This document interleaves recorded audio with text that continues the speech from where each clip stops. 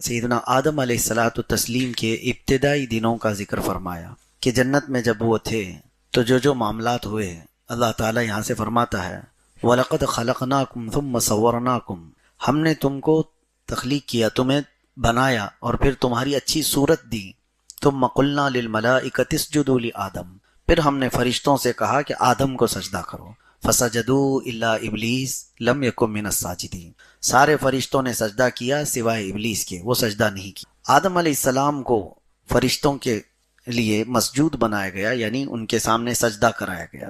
در حقیقت وہ آدم علیہ السلام کا سجدہ نہیں تھا۔ یہاں پر بعض لوگ اس سجدے کو لے کر گمراہی پھیلاتے ہیں، جو ڈھکوسلے صوفی بنتے ہیں، ایسے پیر لوگ جو اپنے لیے سجدے کو جائز قرار دیتے ہیں اور ان کے مرید ان کو سجدہ بھی کرتے ہیں، اور دلیل میں یہ آیت پیش کرتے ہیں کہ جب آدم علیہ السلام کو اللہ نے فرشتوں کو حکم دیا تھا اللہ تعالیٰ نے کہ آدم کو سجدہ کرو، تو وہ جو سجدہ کیا فرشتوں نے، وہ آدم علیہ السلام کی نورانیت، ان کی روحانیت کو سجدہ کیا، اور ہم بھی اپنے پیر صاحب کو اسی طرح کا سجدہ کرتے ہیں۔ پہلی تو یہ بات میں آپ کو بتا دوں کہ وہ آدم علیہ السلام کے لیے سجدہ عبادت کا سجدہ نہیں تھا، وہ تعظیم کا سجدہ تھا، اور تعظیم کا سجدہ بھی آدم علیہ السلام کی شریعت میں تھا، پچھلی شریعتوں میں جائز تھا، لیکن امت محمدیہ کے لیے تعظیم کا سجدہ بھی حرام ہے۔ ہم تعظیم کے لیے بھی کسی کا سجدہ نہیں کرتے۔ عبادت کا سجدہ کرو گے تو شرک ہے، عبادت کی غرض سے اگر سجدہ کیا تو شرک ہے، مزارات پر ہو، کہیں پر بھی ہو، آپ سجدہ کر رہے ہیں چاہے آپ کی نیت کچھ بھی ہو، آپ اگر یہ کہیں گے کہ نہیں میں عبادت کا سجدہ نہیں کر رہا، یہ مزار پاک کی تعظیم کے لیے سجدہ کر رہا ہوں، تب بھی وہ گناہ حرام ہے۔ امت محمدیہ کے لیے تعظیم کا سجدہ بھی جائز نہیں۔ تو جو لوگ اس آیت کے ذریعے سے اس کو حلال بناتے ہیں، تو کیا وہ شریعت آدم پر عمل کر رہے ہیں یا شریعت مصطفیٰ پر عمل کر رہے ہیں؟ آج کس کی شریعت لاگو ہے؟ رسول پاک صلی اللہ تعالیٰ علیہ وسلم۔ اگر پچھلی شریعتوں کی بات کریں گے، آدم علیہ السلام کی شریعت میں سجدہ تعظیمی جائز تھا، تو میں ان سے کہتا ہوں وہاں بھائی بہن کا نکاح بھی جائز تھا، تو کیا پیر صاحب اپنی بہن سے نکاح کر لیں گے؟ نہیں کریں گے۔ تو یہاں سجدہ کرانے کے لیے اس آیت کا جو حوالہ لیا جاتا ہے وہ غلط ہے۔ اس چیز کو میں آپ کے سامنے بھی رکھ رہا ہوں۔ خاص طور پر سنیوں پر ایک بڑا الزام یہ رہتا ہے کہ سنی لوگ مزارات پر سجدہ کرتے ہیں۔ سجدہ تو دور کی بات ہے، آپ کے لیے قریب وہاں پر جھکنا بھی جائز نہیں، رکوع کی حد تک جھکنے کی بھی اجازت نہیں۔ بعض لوگ ان تمام چیزوں کو، اب دیکھیں کچھ ایسی بھی باتیں ہیں، مثال کے طور پر آپ اپنی ماں کے قدم چوم رہے ہیں، اپنے باپ کے قدم چوم رہے ہیں، یہ مستحسن ہے، جائز امر ہے، لیکن چومنے کے وقت یا چھونے کے وقت جھکنا تو پایا جاتا ہے۔ ایسا تو نہیں کہ ماں سے کہیں گے ٹانگ اٹھاؤ اور میں چوموں گا، ماں جیسے بیٹھی ہو تو آپ چومنے کے لیے جھک گئے، تو دوسرے نے اس کو سجدہ قرار دے دیا، جبکہ وہ سجدہ نہیں ہے، نہ ہی وہاں پر وہ رکوع کر رہا ہے اپنی ماں کو، نہ ہی وہ سجدہ کر رہا ہے، وہ چومنے کی غرض سے۔ اسی طرح سے اگر ہم نے مزار مبارکہ کی متصل چادر کو چومنے کے لیے اپنے آپ کو جھکا لیا ہے، تو یہ نہ سجدہ ہے نہ یہ رکوع ہے، ہمارا مقصد وہاں کچھ اور ہے۔ ہم کسی متبرک چیز کو اگر بوسہ دے رہے ہیں تو اس بوسہ دینے کے لیے اگر جھکنا پایا گیا ہے، مثال کے طور پر کسی بڑے عالم دین کے لیے آپ جب ہاتھ کا بوسہ لینا چاہتے ہیں تو کیسے بوسہ لیں گے؟ جھک کر کے بوسہ لیں گے۔ دوسرا دیکھنے والا یہ کہے گا کہ اس نے تو ان کو رکوع کر دیا، اس نے پیر صاحب کے سامنے رکوع کر دیا، جھکنا تو پایا جاتا ہے، جبکہ ہاتھ کا چومنا یہ صحابہ اکرام سے ثابت ہے۔ حضرت عبداللہ ابن عباس رضی اللہ تعالیٰ عنہ، حضرت ابی بن کعب رضی اللہ تعالیٰ عنہ، ان صحابہ اکرام کے معمولات میں سے یہ حدیث میں موجود ہے کہ انہوں نے، صحابہ اکرام نے دست بوسی کی ہے، ہاتھ کو چوما ہے۔ تو یہ کسی کے دست بوسی کرنا، مصافحے کے بعد ہاتھ چومنے کے لیے اگر جھکنا پایا گیا تو یہ کیا ہے؟ رکوع ہے؟ رکوع نہیں۔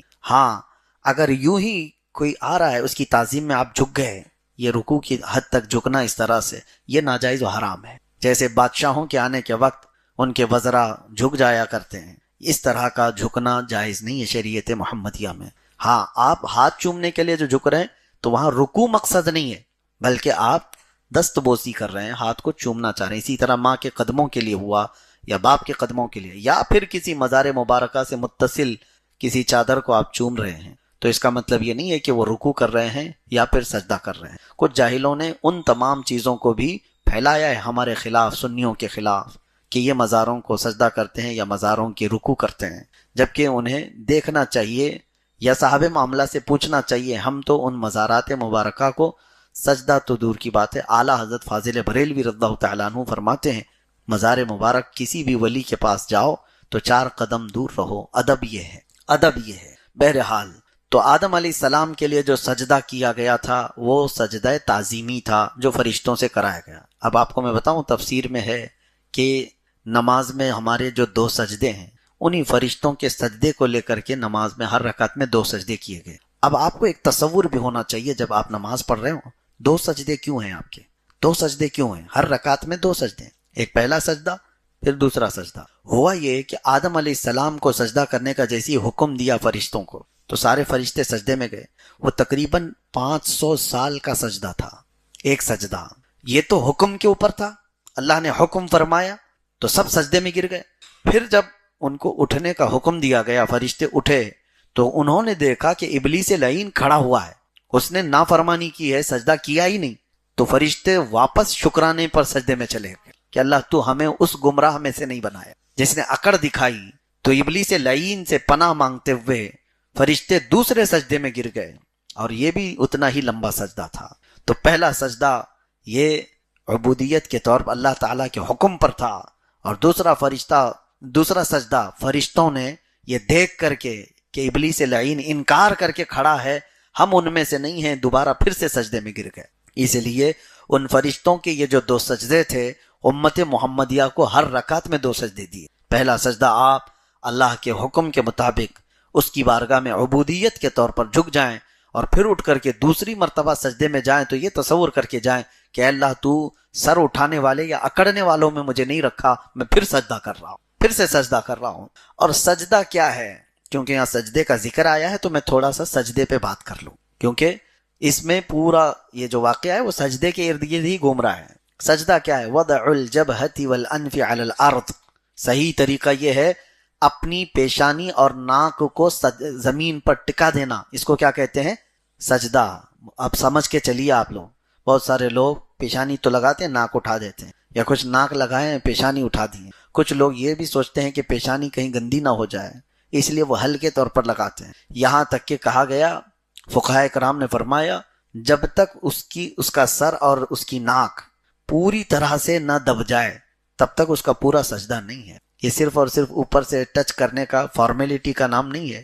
اسی لیے اب یہ مسجدوں میں بھی میں اکثر دیکھتا ہوں 4 مصلے لا کر کے گدیلے ٹائپ کے لا کر کے رکھتے ہیں، اس پہ سجدہ صحیح سے ہوتا نہیں۔ میں تو اس کا عادی نہیں ہوں، لیکن موٹے موٹے قالین اور اس کے نیچے بھی بہت کچھ فوم ڈالنا ٹھیک ہے، نرم رہنے کی عادت، لیکن جب سجدہ آپ کرتے ہیں تو نہ آپ کی ناک اور نہ ہی آپ کی پیشانی زمین تک جاتی ہے۔ اسی لیے گدے پر نماز پڑھنے کو منع کیا گیا۔ گدا جو ہوگا اس سے آپ سجدہ کریں گے تو زمین آپ کی لگتی نہیں۔ ہاں، اب اس کی صورت یہ ہے، قالین تو ہے اب مسجدوں میں، اب میری بات کو لے کر سارے مسجدوں کے خلاف نہ پھیلائیں کہ قالین کے خلاف ہی بولے۔ عنقریب ہم بھی یہاں لانے والے ہیں، قالین تو یہاں پہ بھی آئے گی انشاءاللہ العزیز، لیکن طریقہ یہ ہے کہ آپ اپنی پوری طاقت سر کے ساتھ لگاؤ، جہاں تک آپ کا سر جاتا ہے، جہاں تک آپ کی ناک ٹک جاتی ہے تب تک آپ کو اس پر زور دینا ہوگا۔ جہاں جا کر کے ہماری ناک اور پیشانی رک گئی تو سمجھ لیں کہ ہم کو زمین سے متصل قرار دیا گیا، زمین اس کو لگ گئی ہے، بغیر زمین کو لگائے سجدہ حرام ہے۔ اسی طرح سے بعض لوگوں کو یہ بھی دیکھا گیا کہ وہ جیسے مکہ مکرمہ میں کچھ مشرکین مذاق اڑانے کے لیے انہوں نے یہ کیا تھا کہ مٹی اٹھا کر کے انہوں نے یوں لگا لیا، بیٹھے بیٹھے کہا میں ہم بھی سجدہ کر لیے، کسی چیز کو زمین کی اس طرح سے اٹھا کر کے لگا کر کے پیشانی پر کہا کہ ہم بھی سجدہ کر لیے۔ نہیں، سجدہ جھکنا پایا جانا چاہیے، جب آپ کا سر جھکنا نہیں پایا جائے گا تب وہ سجدہ نہیں۔ اب یہاں کچھ ایکسیپشنز بھی ہیں، بیمار لوگ جو بیٹھ کے سجدہ کرتے ہیں تو اس میں اگر آپ یہ پوچھیں کہ ان کی ناک اور پیشانی تو لگتی نہیں، کرسی پر بیٹھنے والوں کی وہ تو تھوڑا سا اس طرح سے جھکتے ہیں، تو یہاں پر جو سجدہ ہے ان کا مستثنا ہے، یعنی ایکسیپشن ہے ان کی بیماری کے لیے یا عذر کی وجہ سے، کسی بھی عذر کی وجہ سے، تو سجدے کی وہ دوسری کیفیت ہے۔ جیسے وضو کے لیے پانی نہ ملے تو کیا کرنا ہے؟ تیمم کرنا ہے۔ تو اس میں یہ نہیں پوچھ سکتا آدمی کہ مٹی سے کلی کیسے کرے گا، مٹی سے ناک میں پانی کیسے چڑھائے گا، وہ ساری چیزیں اس کی ہٹ جاتی ہیں۔ تیمم میں صرف 2 ہی چیزیں رہ جاتی ہیں، ایک مسح کرنا ہے چہرے کا اور دوسرا مسح کرنا ہے ہاتھوں کا، نہ ہی مٹی لے کے مسح کرنا ہے نہ ہی مٹی سے کلی کرنا ہے، تو ساری چیزیں ہٹ گئی، تو وضو کا قائم مقام تیمم ہو گیا۔ اسی طرح سجدہ جو زمین پر ہم کرتے ہیں اس کا قائم مقام، اس کا بدل جب بیٹھ کر کے معذور کر رہا ہے تو اس کا سر جھکانا ہی سجدہ ہے۔ اور اگر کوئی بیٹھ کے بھی پڑھنے کے قابل نہیں ہے، سو کر کے رہنے والا ہے بستر پر، تو وہ سجدہ کیسے کرے؟ اس کے لیے بھی شریعت طاہرہ نے فرمایا کہ وہ اشاروں سے سجدہ کرے، وہ اپنی آنکھوں کو نیچے تک جھکائے اور اتنی دیر وہ تسبیح پڑھے، پھر آنکھوں کو اٹھائے، یہ اس کا سجدہ ہے۔ معاف تو نہیں ہے، آپ کو آخری دم تک سجدے سے نہیں چھٹکارا ہے۔ اور کیوں چھٹکارا چاہتے ہو؟ یہ ایک سجدہ جسے تو گراں سمجھتا ہے، 1000 سجدوں سے دیتا ہے آدمی کو نجات۔ اقبال نے کیا بہترین بات کہی ہے، مطلب سمجھتے ہو؟ یہ ایک سجدہ اللہ تعالیٰ کی بارگاہ میں، جس کو تم بوجھل سمجھ رہے ہو، بھاری سمجھ رہے ہو، ہر جگہ جھکنے سے بچا لیتا ہے۔ 1000 سجدوں سے دیتا ہے آدمی کو نجات، مطلب کیا ہے؟ ادھر ادھر جتنی جگہ تم جھکتے ہو، اللہ کا یہ سجدہ تمہیں ہر جگہ جھکنے سے بچا لے گا۔ تو یہ سجدے کے متعلق اور کچھ باتیں آپ کے سامنے عرض کروں۔ مسائل شرعیہ میں بہت سارے لوگوں کے سجدے صحیح طریقے کے ہوتے نہیں، اس کے لیے مجھے یہاں بات کرنی ہے۔ پہلے اللہ کے نبی صلی اللہ تعالیٰ علیہ وسلم کا سجدہ کیسا تھا، یہ صحابہ اکرام نے ہمارے سامنے نقل کر کے بتا دیا۔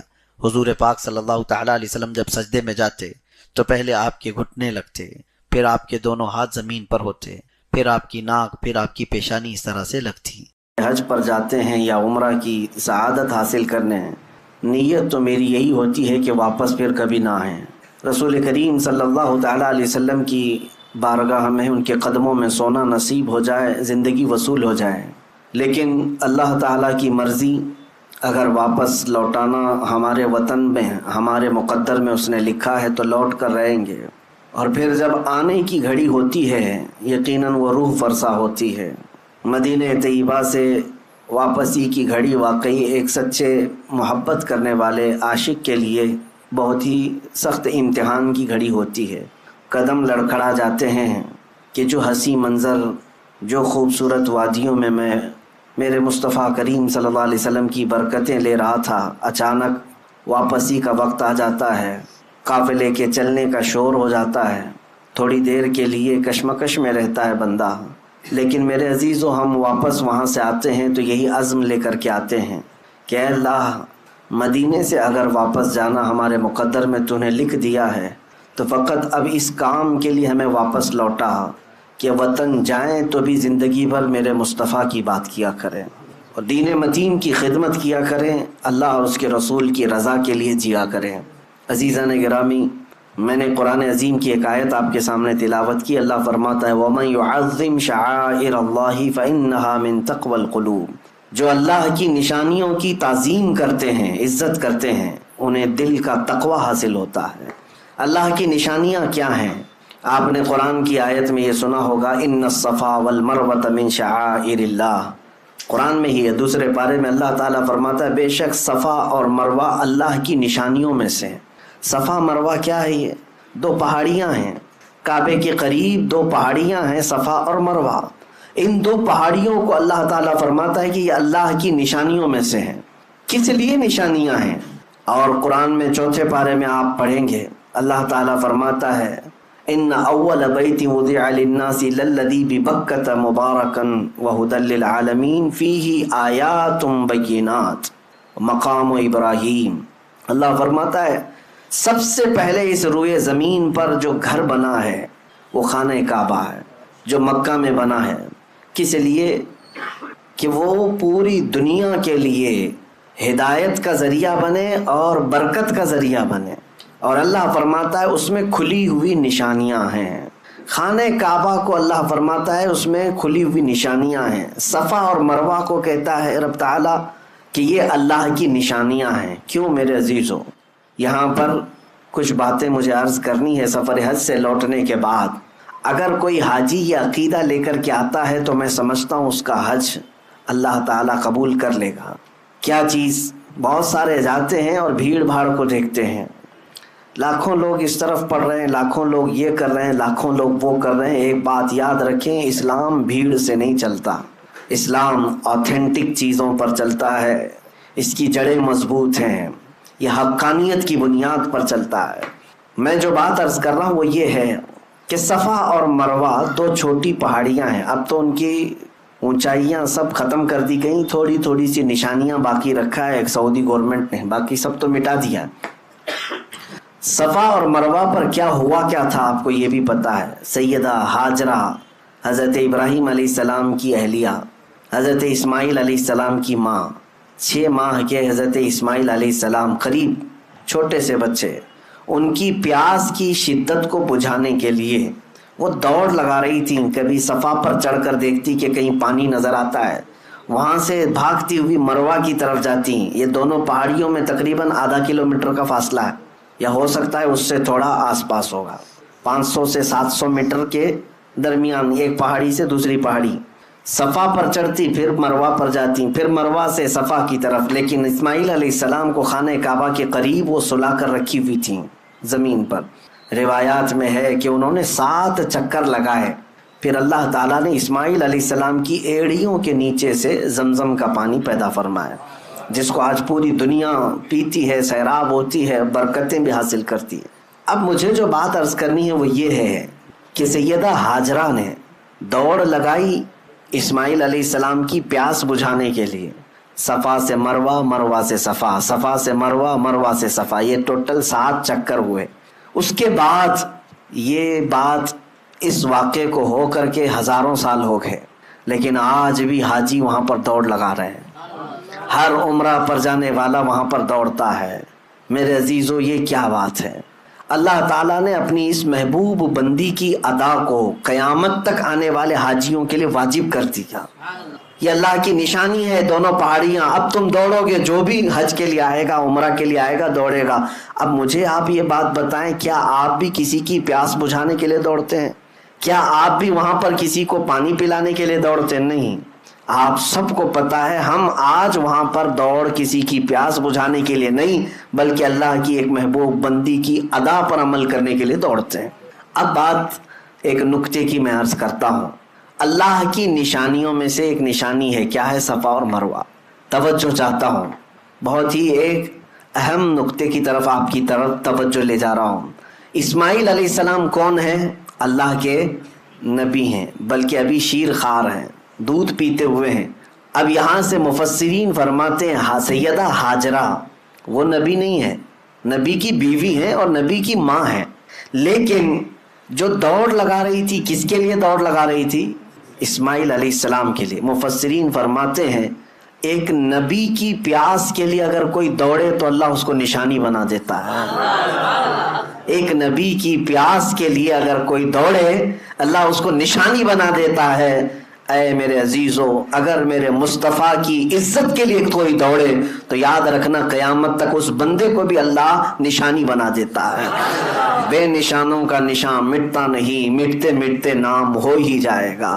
آج بر صغیر بلکہ عالم اسلام میں اگر ایک عبقری شخصیت امام اہل سنت فاضل بریلوی امام احمد رضا خان رحمت اللہ تعالی علیہ کو پوری دنیا جانتی ہے اور پہچانتی ہے تو اسی بنیاد پر کہ ایک نبی کی عزت اور اس کے پہرے داری کے لیے زندگی وقف کر دیا تھا، اور اللہ نے ان کی زندگی کو آج سارے لوگوں کے لیے نشانی بنا دیا.